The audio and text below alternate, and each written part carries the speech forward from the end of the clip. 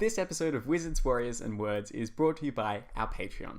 Patreon is a way for you to help support the show for a small monthly donation. And in exchange for that, you can get rewards like editorial feedback on your own writing, free advanced reader copies of our books weeks or even months before they actually release, and a whole lot more. You can check out all those rewards and our Patreon by going to patreon.com/Wizards, Warriors, Words, and that link is also in the show notes. Once again, that's patreon.com/Wizards, Warriors, Words for a way to help support the show and also get some sweet rewards as thank you. And a quick shout out to our brand new Patreon, John Winkleman. John, thank you so much for helping support the show. Hello and welcome to Wizards, Warriors, and Words, a fantasy writing advice podcast. My name's Jed Herne, author of Across the Broken Stars, and I'm joined by my co-host, starting with Mike. I'm Michael R. Fletcher, author of the Obsidian Path series. I'm Michael R. Fletcher, author of Beyond Redemption. I'm just Dyrk Ashton, author of the Paternus trilogy, though I only have 2 of them right here. Sorry. But they're the hardbacks, aren't they? They're so pretty. These are the new print laminate hardbacks that you can get on Amazon. What? They're really cool. What? Hold on. Amazon is doing hardbacks? Oh, Yeah. Well, only in a beta. Only in a beta. Yeah, are you allowed to say that, Dirk? It's not opened out for everybody. I am now that they're on sale. Oh, okay. They're actually on sale now on Amazon. They're really nice. If you like your books sturdy, throw it in the backpack, pull it out. But I was talking about how long this one is compared to the first book. Yeah, that's War of Gods. It's about almost twice. And these are thin because I had to pack really pretty small print inside. Still readable, but you need your glasses to read those ones. Spoiler. Yeah, for whatever page that was. Hopefully people can't read that fast. And today's episode will be all about endings. So how do you close out your books in a way that's satisfying and hopefully elevates the rest of it and has your readers throwing it across the room but then rushing out immediately to buy your next book? Kill all of your characters. Fantastic. That just kill them all like at the end. At the end of every book in a trilogy, kill all your characters. And then bring them back to life. Yeah. And then bring them back to life in the beginning of the next one. I kind of do that a little bit in my trilogy. Some action. There's a little that's like the whole thing about Beyond Redemption. Like literally all of his characters die at the end of each book. I would say each book. I mean, spoilers. Yeah, well, you know. Well, it's been out for 11 years. Interestingly, so I just finished writing a book recently, like recently enough I can actually still remember it, which is rare for me. So this morning. Yeah, kind of. And so I sent it off to my test readers. And one of the comments I got back was that the ending was too satisfying. Okay. And what it meant was, I think it wraps stuff up a little too nicely. Now, is this the third book? Is this the third book in a trilogy? Where does this? This is the second Obsidian Path book. This is She Dreams in Blood. Of 3. Of 3. Second book of 3. Because that makes a difference. Yeah, and they wanted something with a little more like kick. And so actually, I mean, I rewrote the fucking thing 4 times. And then in the end, the last rewrite was very good. I'm really, really good at this. I then cut the last 2 chapters. They're now the first 2 chapters of the next book. And it ends on this great note. And it's a cliffhanger because it's book 2. And it leaves you wanting more. And now I've got the first 2 chapters of my next book written already. So slick. Nice. Thank goodness you have extremely masochistic beta readers who don't want to be satisfied by the endings of books. I know. And the one, like Carrie read it 3 or 4 times. Whoa. And then she reread like every single ending. Yeah, she's awesome. Nice. It's hard to find good readers like that. And I can't blame folks for not wanting to read the same book again. It's a huge commitment. Really can't. Yeah. I'm always amazed when I've got a couple of readers who do that, and it's just like, what do you mean you've read it more times than I have? Yeah. It's My Yeah, book. that is very impressive. I get to the point where I've read one of my books like 10 times and I'm just like, oh God, I hate this thing. So Mike, are you saying basically that you don't have, I mean, you've written a number of trilogies now, right? I'm writing a number of trilogies. Yeah. Yes. So, do you have a particular way you like to end a book 1, a book 2, and a book 3? Or Not you've not also really. written standalones like this, which Oh, is yeah, that also one. Ghosts terrific. of Tomorrow. So, I mean, is there a particular, when do you know how you want to end it? Well, And I mean, and I know when the and how? ending.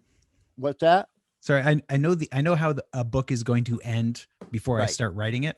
Now But I don't how? plot the book, Yeah. but I know how it's going to end. I kind of know what the last scene is. Okay. That doesn't mean I know what like the last line is or exactly how it's going to look, because Okay. by the time I get there, like fuck, so much has changed. But I Yeah, know the last scene. Yeah, like I knew how the trilogy, the Paternus trilogy was, how it was, or I knew what was going to happen at the end, but I wasn't sure how Mm. it was going to happen until I got to it. And to be completely honest, I had no idea where I was going to end book 1.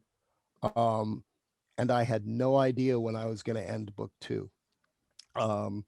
And part of it was I kind of knew with book 1. I kind of knew that I wanted to bring the episode, slow it down, have like crazy shit happening, and then slow it down and lead to and have them kind of embarking on the next adventure, whatever it might be.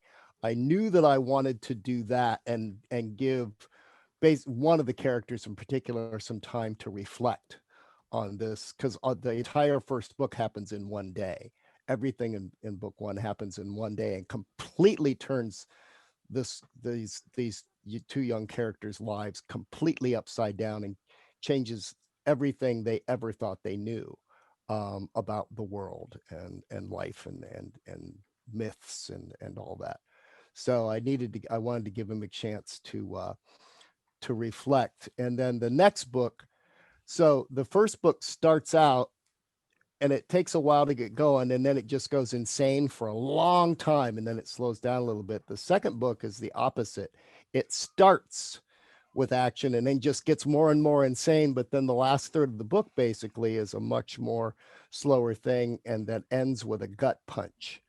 And for people who have read it, they know the second book, they know what I'm talking about. But I did not know when that book was going to end while I was writing it until I was about 3/5 of the way through. Then I did one of my re-outlining things, and one was, this is just getting way too long.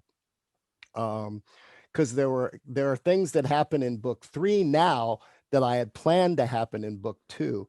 And it was only until I got real close to this particular gut punch scene that I realized this is where it needs to end. Plus, it's getting about the length that I expected it to be. So I think it'd be a good idea to go back and reassess, maybe tweak some things here and there, and then outline the rest of this. And then that became the natural ending for the book. But I really did not know, honestly, for many, many months of writing, because I'm a slow writer, where that book was going to end. Rob, what about you? What are some of the things that you're trying to consider when it comes to endings, apart from just killing all of your characters? You know, I've only done that once, twice. I don't know. So it depends entirely on what sort of book it is, where it fits within a series, whatever. You know, like the ending to a standalone is almost always going to be completely different to, say, the ending for a book 1 in a trilogy, or a book 2 in a trilogy, or a book, well, maybe a book 3. So I try to, if I'm writing a standalone, I try to have a bit of a wrap up at the end. You know, you'll have this, the pacing ramps up as the finale sort of progresses, and then the finale happens with this sort of like big whatever, and then slow it right down and have a chapter or 2 of wrap up. Because one of the things that I always like to have in my books is this idea, this sense that the world continues after the book. Like, just because the book ends doesn't mean the world is gone. It is a living world. Things are going to keep happening in it. And so I like to sort of like, I mean, I try to establish that throughout the book anyway, but have the wrap up this idea that other things are still going on. Not necessarily leaving it as a cliffhanger for a sequel, just things are still happening in the world. If I'm finishing the first book in a series, I try to end it in a way that I still have a bit of a wrap up where things slow down maybe, but also a hook as to where it's going to be going from there. You know, in say Along the Razor's Edge, it all leads up to this finale where eventually Eska and her companion, spoiler alert, they escape the pit. And that's basically where I end it, with this whole, they have escaped the pit, the world is before them. Mm-hmm. And it's just, it's a hook of, okay, where do they go now? Yeah. You know, there's no sense to where they're going to go, what they're going to do. They may have escaped, but they're still absolutely fucked. Where does it go from here? Yeah. I love books like that where a new world is opened to the end. Yeah. Whoa. So I have to pick up the next one. That's the idea. It makes you go, wow, now what's going to happen? Now the whole world is in front of them. You know, I have to read book 2. Graham is going to kill me because I can't. The book that Graham Austin King wrote, where they're faithless, has an ending like that, right? Where they get out. I mean, they're underground this whole time, and they get, it's a completely different scenario than what your book is, but it isn't. It isn't. They have that same thing. They're ending, out into the open world, and now what, right? Yeah. And that's where the first book ends, which I love. I mean, I love that kind of thing. I think that's what you sort of need at the end of a book one. You need a hook, but it has to happen after sort of like a finale. You want the book to end. You want to have an ending for the book, but then you also want this sense of, this is where it opens out. This is, the conflict's going to get bigger. Mm-hmm. You want to keep going. I feel you can. At the end of my book one, there were certain things that I wanted to there were certain things that I felt really had to be explained in that book, and certain things I wanted to leave unexplained. And I also wanted that kind of reflection, breathing room for moving on to the next, while in keeping this tension, right? Now there's the overall story tension, but I have something happens with one of the characters, and we don't know how that's going to turn out. And I don't resolve that at the end of the book one. It's not until book 2 that you find out really what happens. So yeah, it's a lot of things to juggle. You don't want to not give people enough information about the world and the story to be so frustrated they don't want to continue out of spite. And I've read books where I've just stopped for that reason, right? This author's just an asshole. I don't want to read this anymore. They did this on purpose, which says a lot more about me than them, of course. But also giving them enough so that they want to know what's going to happen without it being too much of just a straight on, they fell off, he tripped and falls over the cliff's edge and then stopped. Right? Yeah. Which, Rob, you have also written that kind of ending as well. And it works very good in... They do. Cliffhangers work for me a lot of times. They can. I feel that's the point I was going to go on to next, actually. Book 2s, I feel you can take a lot more liberty with. Absolutely. And you can definitely end on a cliffhanger. Again, with the War Eternal trilogy, book 2, Lessons Never Learned, getting all the names in there. I ended that on a cliffhanger in the sense of I ended it mid-conversation. Yes. I love that. Literally, that's my favorite book of yours. And it's literally like, okay, you're going to finally get all the answers that you want about this world, about these characters, about the plot.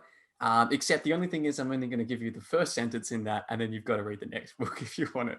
And it's like exactly. It ends with, well, let me tell you, boy. Yeah. Well, it literally ends. It ends on it's mid conversation, but it ends on a hook where it's just like the big bad guy of the piece. This is a spoiler, but you'll forgive me. The big bad guy of the piece literally says like, chosen ones aren't chosen, they're made, basically. Yeah. Yeah. And that's it. That's mid conversation. It ends there, and then you have to pick up book 3 to find out what the hell he's actually talking about. Yeah, cool. Or in the case of that book, I believe it had the sample of the first chapter from book 3 immediately after that. And it's like the first time, like I very rarely read the samples of the next book because I'm like, I'll just wait until I'm reading the next book. But with that one, I was like, I can't even be bothered to like download the next book. I just want to immediately get into the exposition from this. Oh man, I debated it so hard whether it's not. I leave it on a cliffhanger. Should I then finish the cliffhanger in the bit for the next, or should I just take that bit out? No, it was good. It was a good decision, I think, because it immediately had me, reading that first chapter, and then I was like, well, I got to read the next book from this stage. So I did put the first chapter of book 2 at the end of book 1, but I didn't put the first chapter of book 3 at the end of book 2. Interesting. By that point, you can assume you've already got the reader. They're going to get book 3. Yeah. Yes. Yeah. Hopefully. Yeah. I think one of the things that I was writing down before is this sense of, particularly with a book 1 in the series, that, to use a sporting analogy, it's like we've won this particular game, but we still have the rest of the season to play, or now we're into the finals, so there's an awareness that you've achieved some sort of minor victory, hopefully, the characters, and they have wrapped up one particular set of conflict or arcs within themselves or whatever. But yeah, there's that sense that there's like a whole bunch of different and bigger and more challenging things to explore in subsequent books. And particularly for book 1s in like a trilogy or in a series, I think it is, for me at least, I do like to have a sense of conclusion and a complete story for those book 1s, just to prove to readers that you actually have the ability to wrap up something in a satisfying way. Because if I'm reading a book 1 and it sort of ends on a cliffhanger, even if it's a really good book, in the back of my mind, I'm going to be like, does this author actually have the ability to conclude a story in a satisfying way that I enjoy? And they might, but it's going to always be something that's sort of bothering me in the back of my head if that's not proven in the first book, particularly if it's like a really massive long series. So it's worthwhile just considering, like, are you showing readers that you're capable of some somewhat satisfying endings, such that they are going to trust you enough that when book 2 does end with a cliffhanger, they'll know that hopefully book 3 or further books down the line will actually wrap it up in a way that is satisfying. That's something to me that's quite important. Yeah, most series, epic fantasy series, tell each book tells a story, right? And they have a fairly satisfying ending, and then have to go off. Maybe in a 10-book series, there might be one that has a cliffhanger of sorts or something. I know that Michael J. Sullivan did that in his precursor series or previous series. But in I think the second to last book, but most of them, it's like you need to, people are like really about, you need to have this. Some of my beta readers told me that when I did book 1 and several more when I did book 2, is it needs to be, this is great, but it needs to be more this traditional structure. You know what I'm talking about? Like a complete arc. Beginning, middle, end, complete arc, one mission, maybe that gets accomplished that helps build to the next one. One battle gets won or lost, something. And I decided early on that I really kind of wasn't going to do that. Mine was basically going to be, and I realized that it's much more Tolkien-esque, right? Or even Game of Thrones is kind of like that too. Yeah. Those books just kind of, they go on, and then something happens that's interesting at the end, or we learn something new, but it isn't, it's not this, holistic story. And Lord of the Rings is kind of like that too. And originally he wrote it as just one book, right? And his publisher made him split it up into 3. So I think I just naturally, organically structured it so that it didn't follow that particular kind of, it's really just like one big long book, even though I tried to end with something satisfying of some sort, a growth in the character, or something that helped propel the next story or the next part of the story, for people knew that there's still so much more to do, I guess. I don't know. I don't know, to be honest, I feel like if you're writing a trilogy, the best sort of not quite template, but the best examples of how to structure the ends of each book within the trilogy, watch the original Star Wars. Yes. And perfect. Yeah. Because Episode 4, New Hope, it ends, and that's the story. Sort of like, okay, that's the arc. That's all of the characters, It's a all of their complete, arcs. satisfying story They within itself. destroyed the Death Star, and they're happy. Then you have book 2, which ends on this just like cliffhanger of, it's amazing. Like the bad guys kind of win. Yeah. And one of the main characters is kind of like, what the hell's happening with him? And then the other characters are like, we have to go and rescue him. And it's just this brilliant cliffhanger of, you need to move on to the next one. And then the third one is obviously it's wraps up everything pretty much, and you get a lovely conclusion to all of the characters that you've been following from the beginning. Yeah. So. And I really like it's always safer. It's always safest if you're going to do a cliffhanger is to do it at the end of book 2 instead of book 1, I think. And then wrap things up at the end of book 3. Unless you're Joe Abercrombie, then you end your trilogy with a cliffhanger. I mean, that whole trilogy it's there to basically fuck with you. Yeah, to throw dirt in the eye of fantasy. And I love it. Yeah. Conventional structures. And I love it. Joe Abercrombie can deface fantasy as much as he likes. It's so damn good. Yeah, that ending is I didn't because like I knew people talked about how the ending is like a cliffhanger. And I was wondering, of course, like, we're talking about the Joe Abercrombie's first Law trilogy. Yes, the Last itself Kings. Before they are hanged and the Last Argument of Kings. But when I actually read it, I was like, "Oh, you evil genius! This you is bastard!" So good. Yeah, it's a perfect ending. I think I felt that way. It's not a cliffhanger, like the ending of book 3. I mean, he does it amazing, but the ending of book 3 isn't a cliffhanger; it's a fuck you. Correct. Yeah, it's worse than a cliffhanger. It's like you get the character on the cliff, and then you're like, "Yeah, I'm gonna throw them off, and I'm gonna make you watch." And but it's genius. You won't be hanging on. I don't think it is. I think it's you get the character at the end of the cliff, and the character just goes and walks off. It's like it's like George. It's like George Martin ending the first book with our main character getting his head chopped off. It's like, spoilers. What? You can't do that. Yeah, but that's a hell of a way to end the book. And I'm sorry. I'm afraid.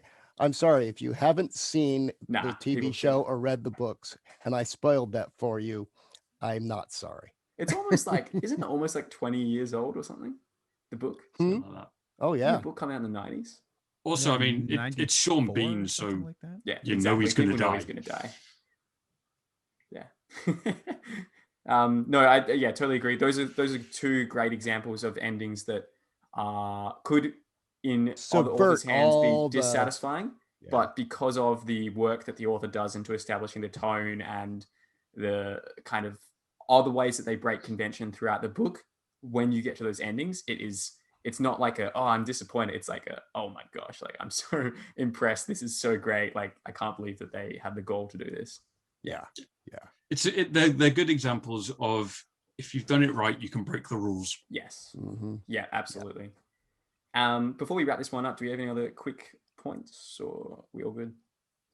Mike, you've been kind of quiet over there. I was just thinking about so She Dreams in Blood, the one I've recently finished.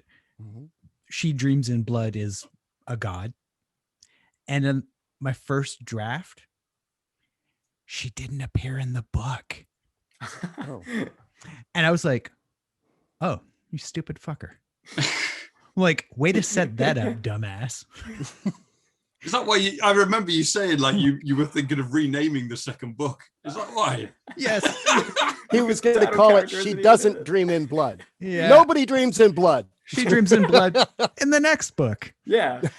It's such an awesome title as well. That would I be know. a good And so change. that's why I just totally rewrote the ending the first time, was Okay. because Felix had already done the artwork and the title was on there, and I was like, I really like that title. So just insert like a little postscript scene at the end where the main character wakes up and they're like, "Oh, I had a really bad dream." You had a bad I'm dream. talking like what the were you last dreaming about? I don't know. I was pile of dreaming in chapters. blood. Cool. No. Yeah. And then people so like, I finally understand what a dissatisfying ending is. Fletcher really Yes. is a grimdark postmodern author. he really Well, to be sucks. honest, he's already done it once with his Manifest Illusion trilogy by not ending it. The trilogy can be whatever it wants then. Whatever It's a you want in trilogy of 2 reader's mind. books. Yeah. It's a truology. Reverse The Hitchhiker's Obsidian Path Syndrome. trilogy is probably going to be a trilogy of 6 books. Nice. Nice. Cool. That'll be a good marketing slogan, like a trilogy in 6 books. So you're getting double what you pay for. To be honest, you can do it. I've done it with The War Eternal. It's a trilogy, and then at the end of the trilogy, there's a little orphan note saying, "There's 2 more books coming." Have you written any of those yet? No, I've written the prologue for the 4th book, Sins of the Mother. And that's as far as I've got because I've been writing other things. I'm very sorry. It is coming. Yeah, you should be, Rob. That was a great series. I'm very excited to see what Esker gets up to next. But I'm also excited to read your other Nothing stuff, so good. It's all good. Nothing good. Oh, what do you mean? With a cheery title like Sins of the Mother, it should be just a really rollicking, good, fun time, right? Sure. Yeah. Anyway, good time to wrap up this episode. Thank you so much, everybody, for watching / listening, and we will see you next time. Bye, everybody. Thanks, everybody. Ta-ra. And as we end this episode, thank you to our special high tier Patreon, Daniel Henderson.